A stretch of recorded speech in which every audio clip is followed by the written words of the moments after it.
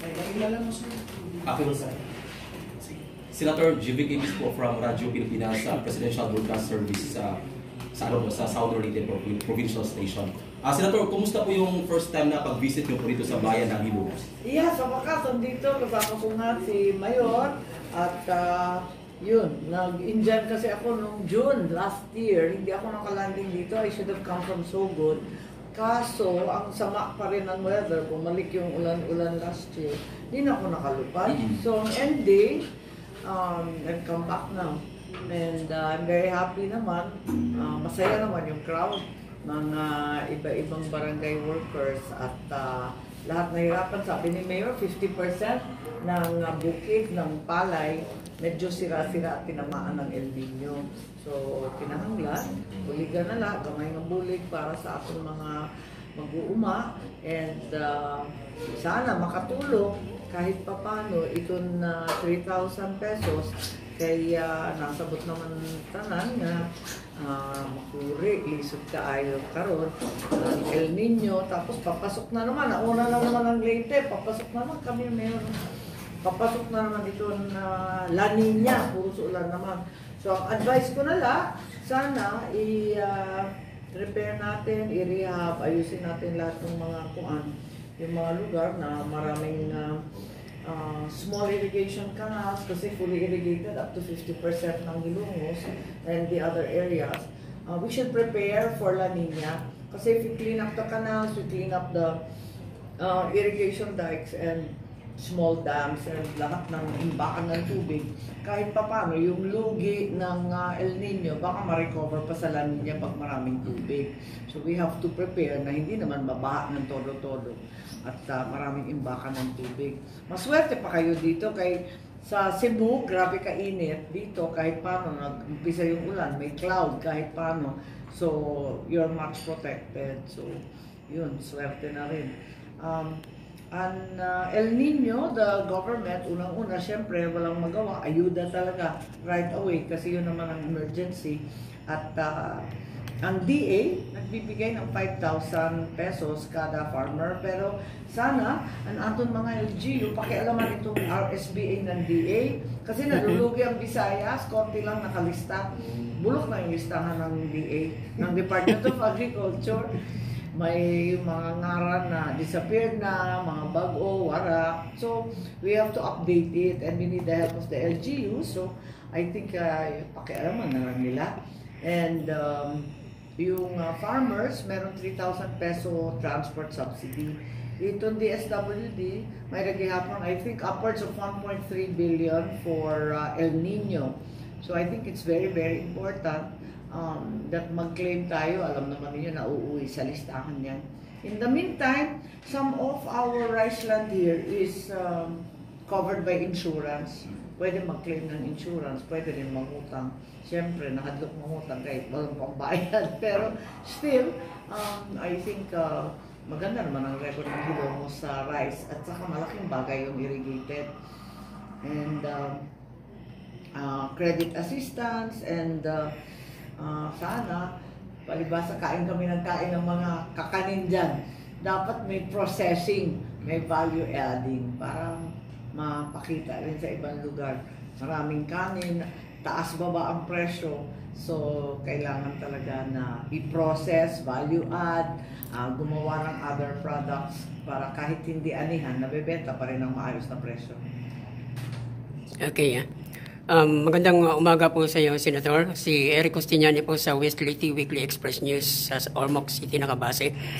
Ang mga tulong financial po ba sa ating pamahalaan, gaya ng 4Ps o para sa mga nag-i-cause nating kababayan, unconditional cash transfer para sa mga bedridden, senior citizen o sa PWDs, sa bawat pamilya po ba o individual po na mga benepisyaryo nito, sa inyo pong pananaw, ito po ba ay nakapagbibigay ng sapat o karampatang tulong sa kanilang pangangailangan, lalo na ngayong nagtataasan po ang presyo ng bilihin?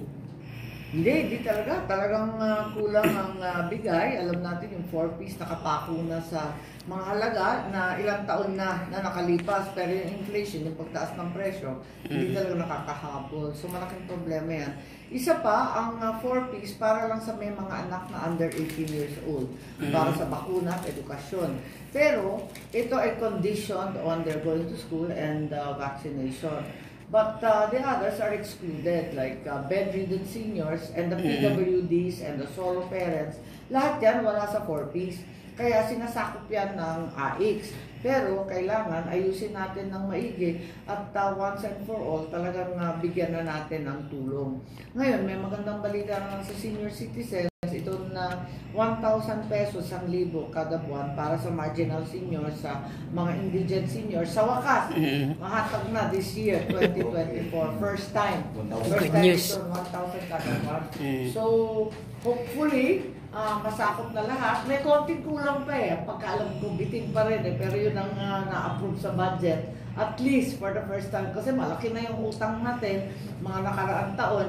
Nung 500, kulang ang bigay. Dinagdagan ng 1,000, mas lalong kulang yung hatag. So, hopefully this year we will be able to cope up. Kasi yan yung committee ko, Committee on Social Justice, Development, Welfare.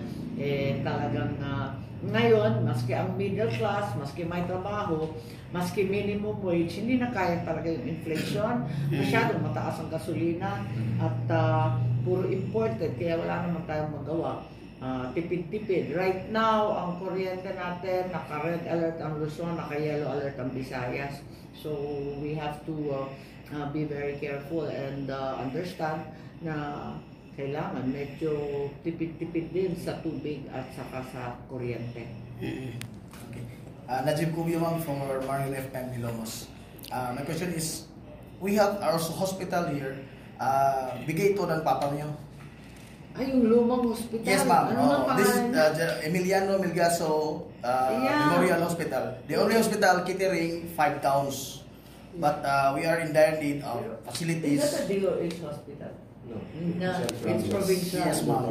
Yeah. So what can we do about the dire needs of facilities since considering the fact that it is catering 5 towns here? Konti lang yan, sa totoo lang. Pero, I was a provincial governor for a long time, no? So I understand Governor Ico's problems. It's very, very expensive to maintain provincial hospitals. Yes, Mayor here is doing this every month with free medical clinic and going around the barangays, but it's really, really hard to sustain.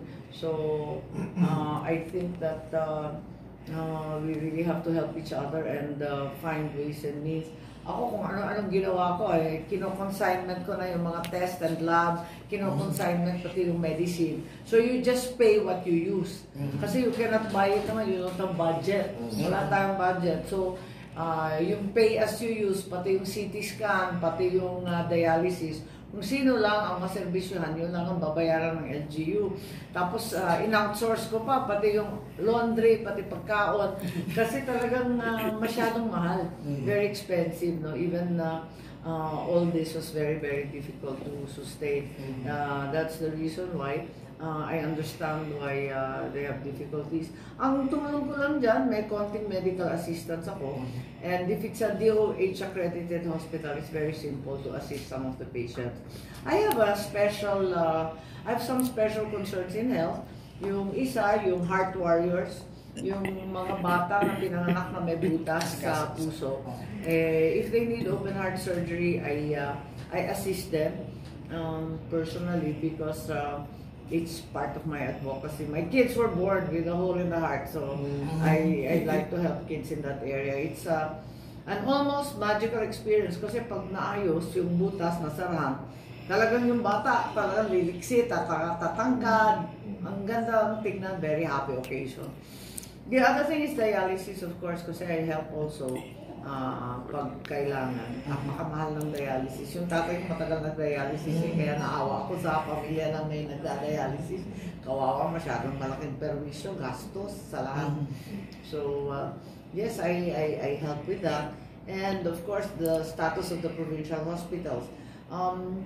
healthcare in the Philippines is very expensive. I'm one of the few kontrabida senador here in the Philippines. Now, I really don't think that we will be able to fund universal healthcare fully. Masyado siyang mahal. So what I'm thinking is we should copy the South American model, which is to empower the BHW, ibagsak na sa preventive health. Yung RHU, yung ating BHW, yung ating barangay nutrition scholars, yung population, lahat yung mga yan, mas maigi na tulungan sila paikutin ng doktor, imbes na mag-intay na pumunta sa ospital. Pag nagkasakit na masyado na mahal, hindi na talaga kaya. Bawal talaga magkasakit. Mas lalong bawal mamatay, kaya mas mahal pa lalo. Okay, thank you. Senator, with regards din po yung after the decision of the Supreme Court, yung sa term limit na sabi ng Supreme Court na unconstitutional. Ano po yung plano niyo po? Kasi binanggit niyo kanina na siguro may plan kayo for extension na naman. So, what specific bill siguro na pwede niyo ipasa? Ang sa akin kasi, yun nga, may Korte Suprema na ruling na hindi na pwede pa extend. Sabi ko, wag nang i-extend. I-fix na yung term. I-fix na yung term once and for all. I-amend yung local government code at saka yung synchronization of BSKE. Okay. So yun ang sinasabi ko na sana i-fix. Kaya nag-file ako na doon nga bill. I don't know if we can work it out, but my suggestion is itong mga barangay, we've done nothing. Wala akong ginawa, kundi taga-extend. Ilang beses na balik-balik yan. 2019, expired na yan. 2022, in-extend na naman hanggang 2023. Ever since 1998, saka i-extend, the average term of the barangays is now about 5 years. So, given that there's no election on a 5-year period, ang iniisip ko, what if gawin na lang natin 6 years itong term ng mga barangay kapitan, pero it's the year after the presidential election. Meaning that everyone will have a fresh mandate. The president, all the way down to the barangay captain, can work together, share the same programs and projects, and they will have a fresh mandate from the people. Sabi nila, bakit daw 6 years? Sabi ko, mas convenient yun kasi nakita natin, binabagsak na lahat sa barangay ang mga trabaho. Nakita natin yan sa COVID, nakita natin ngayon pag disaster. Inaasahan talaga ng mga mayor, ng mga governor ang kapitan. So, I think we should consider that. Pero syempre, ang sabi ng lahat, from congressman to governor to mayor, pag 6 years ang kapitan, sana all. Pero wala naman tayong magawa sa Constitution na kasi yung sa kanila. Yung barangay kapitan lang naman ang blanco. Sabi lang dyan in accordance with law. So maybe once and for all, let's fix it na. Huwag ng 3 years. Okay. Senator, last question from my end. May bagong kang programa sa 1PH yung at the moment. Pwede po i-share po ano po yung dapat abangan ng mga taong bayan mo? Yes, meron akong TV show. Kalahating oras lang, mabilis lang, Sabado at 2 o'clock. Manood kayo sa 1PH, TV5 po yun. At ang pangalan ay ATM with Aimee. At ATM at the moment. Action, tulong, mission. Yung mga humingi ng tulong, humingi ng payo, mga advice at saka tulong talaga. So yun ang ginagawa namin. Tawag lang kayo, may QR code at kung may idadaing, susubukan namin na sagutin. Aimee solution, sana. Ayun, trying to do that. Thank you, nakalimutan ko. Mahina ako mag-promote. Okay, katapusan ko pong pangutana, Senator. Sa pagtaas po ng mga pangunahing presyo po ng bilihin gaya ng bigas, sadyang walang kontrol po ang ating pamahalaan tungkol dito. Ano po ba ang maaaring mga positibong pamamaraan na maaaring isakatuparan ng gobyerno nang sa gayoy magkaroon ng kontrol o mamanipula ng ating pamahalaan ang nasabing problema o usapin? Well, maraming issue sa bigas, pero talaga nagtataka ako kung bakit ang taas-taas ng presyo sa palengke. Pero yung farm gate, yung bilihan naman sa mga magsasaka, ang baba-baba, ba't gano'n? Talagang masyadong gumikita yung mga biyahero, yung mga trader. Dududa na nga ako kung may cartel dyan, tapos may mga imported pa, bakit kataas-taas? parang unbelievable naman yung kita nila. Okay naman kumita, pero wag naman sobra-sobra. So, sana ma-imbestigahan yan at talagang sinasabi ko nga, dapat tutukan yan. Mukhang lumulobo naman yung market price laban sa farm gate. And I think there's a number of things that we have to do. Siyempre, ang problema ng buyback. Maraming local government, binibili na ang mga ani ng palay at gulay, binibili na, binabuyback namin. Yung ginagawa ko noon sa Ilocos, binibili ko yung ibang palay, binibili ko yung ibang garlic. Nagkakasundo muna kami bago magtaniman kung magkano. Yung iba naman, hindi naman buyback, magpapautang sila sa abono, sa crudo, sa binhi. Yun naman ang ginagawa nila. Tapos iaawas na lang sa presyo, pagbili, pag-buyback. Ang tingin ko, whatever the system is, the government has to get involved with planting. So, umpisa pa lang, mag-usap na kung ano yung presyo para yung ating mag-uumad, at least mayroon naman silang kitain na katumbas ng cost of production. At the same time, wag naman sumobrang taas na ginagawa ng mga biyahero na ang taas-taas naman ang presyo para sa mga consumer. Okay, maraming salamat po, Senator. I think there's also an issue with the post-harvest. Kung sana mas marami tayong solar drying and other milling operations. Kasi, cold storage, all the post-harvest, and then even the dehydration, all that stuff. Kasi maraming magawa dyan. Ang problema kasi sa post-harvest, sa palay mismo, ang sabi nila 23% natatapon kasi tinutuyo lang sa highway, di ba? Tapos nadudumihan, puros bato, biyak-biyak, puros broken. Hindi naman pwede yun. Kailangan talaga nasa milling, drying, proper solar. Hindi naman pwede sa gitna ng kalye all the time. And I think that goes for many other things. And even itong mga gulay, kailangan niya ng cold storage kahit paano. Kulang na kulang ang cold storage talaga. Maalala niyo ng pandemic, parang siksikan, mamimili ka kung isda at baboy o bakuna. Siksikan sa cold storage kasi wala talaga. Yun ang problema. Thank you. Senator, minsan nyo lang po sa mga Liteños at Southern Liteños.